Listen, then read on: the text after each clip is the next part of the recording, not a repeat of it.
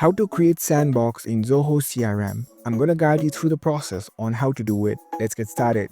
First of all, on your phone, head over to your preferred web browser. On your browser, navigate to the Zoho CRM website.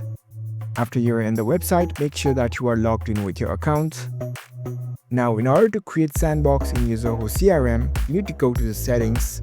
Here in this bottom left, tap on the settings icon.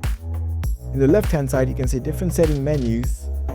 Tap on this search bar at the top and search for Sandbox. Tap on it. Now you will be prompted to this Sandbox page. Over here, you can see the option to create a new sandbox. Tap on this Create New Sandbox button. You can create a new sandbox from here now.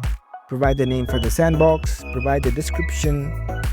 You can even mention the access URL, mention the type of the sandbox, and select the user that you want to make it accessible to. Once you select all these data, tap on this Create button. The sandbox is being created now. You have to wait for a few moments. So that's how you can easily create Sandbox in Zoho CRM. If you found this video helpful, don't forget to give this video a thumbs up and subscribe to our channel for more tech tips. Thank you for watching.